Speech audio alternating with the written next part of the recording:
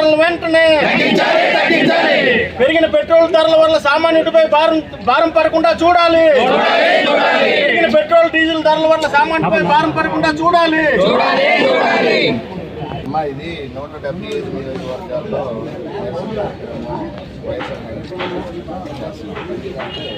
Diesel petrol ధరలు పెంచారు. రాష్ట్ర ప్రభుత్వం ఏమంటుందంటే సెంట్రల్ గవర్నమెంట్ మిగతా రాష్ట్రాలతో పోల్చుకుంటే మన రాష్ట్రంలో 13 రూపాయలు ఎక్స్ట్రా ఉంది పర్ లీటర్. అంటే రోజుకి 13 కోట్ల రూపాయలు అధిక భారం పడుతుంది. అంటే సుమారు నెల అయ్యేటప్పటికే 300 కోట్లు సామాన్యుడి మీద అధిక భారం మోపుతున్నారు. అలాగే సంవత్సరానికి 3600 కోట్లు అధికంగా సామాన్యుడి మీద తీసుకుంటున్నారు. ఇదే కాకుండా దీనివల్ల ఏమవుతుంది, రవాణా ఛార్జీలు పెరిగిపోతున్నాయి. అలాగే ఫార్మా ఫ్యాక్టరీలుగా వాటి మీద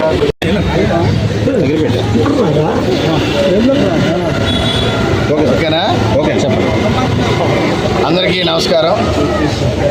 మరి ఈరోజు రాష్ట్ర వ్యాప్తంగా పరిస్థితులు మీరు గమనిస్తూ ఉన్నారు. కూటమి ప్రభుత్వం అధికారంలోకి వచ్చి 2 సంవత్సరాలు అయినా వాళ్ళు ఇచ్చిన హామీలు నెరవేర్చకపోగా సామాన్యుడు నడ్డి విడిచే కార్యక్రమం, అతి కష్టం మీద జీవనాన్ని సాగించే సామాన్యుడి మీద అధిక భారం మోపే ఈ కూటమి ప్రభుత్వం తీసుకున్నటువంటి నిర్ణయాలు దారుణం, దుర్మార్గం. అందులో భాగంగా 175 నియోజకవర్గాల్లో మరి మాజీ ముఖ్యమంత్రి వైఎస్ఆర్ కాంగ్రెస్ పార్టీ అధ్యక్షులు పెద్దలు జగన్మోహన్ రెడ్డి గారి ఆదేశాల మేరకు 175 నియోజకవర్గాల్లో ఈ డీజిల్ పెట్రోల్ ధరలు పెంచిన సందర్భంగా నిరసన కార్యక్రమంలో భాగంగా విశాఖపట్నం పశ్చిమ నియోజకవర్గంలో సోదరులు పెద్దలు సీనియర్ నాయకులు జహీర్ అహ్మద్ గారు, అలాగే స్థానికంగా ఉన్నటువంటి కార్పొరేటర్స్, వార్డు ప్రెసిడెంట్లు, సీనియర్ నాయకులు, అధ్యక్షులు, మరి అందరి సమక్షంలో మహిళలు అందరి సమక్షంలో ఈరోజు ఈ నిరసన కార్యక్రమం తెలియపరచడం పారిశ్రామిక ప్రాంతంలో. ఇప్పటికైనా కానీ చంద్రబాబు నాయుడికి బుద్ధి రావాలి. మరి ఆ రోజు ఎన్నికల్లో చంద్రబాబు నాయుడు గారు ఏం చెప్పారు అన్నది రాష్ట్ర ప్రజలు గమనించాలి. ఓట్ల కోసం ఏ గడ్డైనా తినే వ్యక్తి చంద్రబాబు నాయుడు గారు. మరి ఆనాడు మీరు మాట్లాడిన మాటలే, జగన్మోహన్ రెడ్డి పన్నుల రూపాన మీ మీద అధిక భారాన్ని మోపి మీ దగ్గర నుంచి డబ్బులు లాగేస్తున్నాడు అని చెప్పి ఓట్లు వేయించుకొని అధికారంలోకి వచ్చి మీరు వచ్చి మేము డీజిల్ పెట్రోల్ ధరలు తగ్గిస్తామని చెప్పి మీ నోటితో మీరన్న మాట్లాడి మేమని కాదు, ఒకసారి రివీల్ చేసుకొని చూసుకోండి, అన్ని మీడియాలోనూ వచ్చాయి. మరి ఈనాడు పక్క రాష్ట్రాలతో పోల్చుకుంటే మన రాష్ట్రంలో సుమారు 13 రూపాయలు అధికంగా మీరు కలెక్ట్ చేస్తున్నటువంటి పరిస్థితి.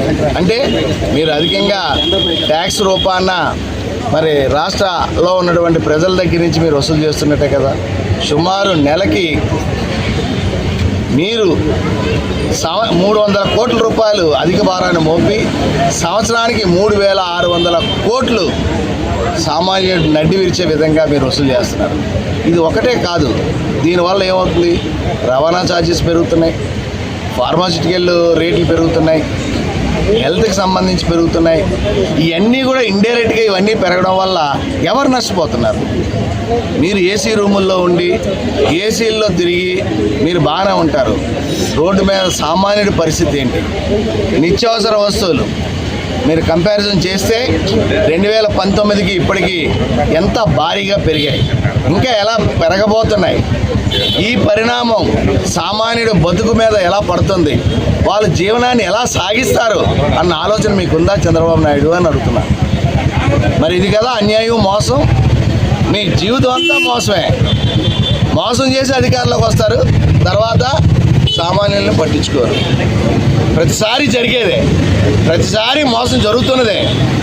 మారుతారు మారుతారు మారుతారు అని ప్రతిసారి అనుకుంటున్నారు, మోసపోతున్నారు ప్రజలు. ఇప్పటికైనా కానీ రాష్ట్ర ప్రజలు అప్రమత్తం అవ్వాల్సినటువంటి అవసరం ఉంది, సమిష్టి అవ్వాల్సినటువంటి అవసరం ఉంది. ఈ కూటమి ప్రభుత్వం మీద తిరుగుబాటు చేయాల్సినటువంటి అవసరం ఉంది. ప్రధాన ప్రతిపక్షంగా మరి వైఎస్ఆర్ కాంగ్రెస్ పార్టీ ప్రజల తరఫున, ప్రజల పక్షాన, ప్రజల కొరకు పోరాటం చేయడానికి మేము సిద్ధంగా ఉన్నాం. మాతో చేతులు కలపండి.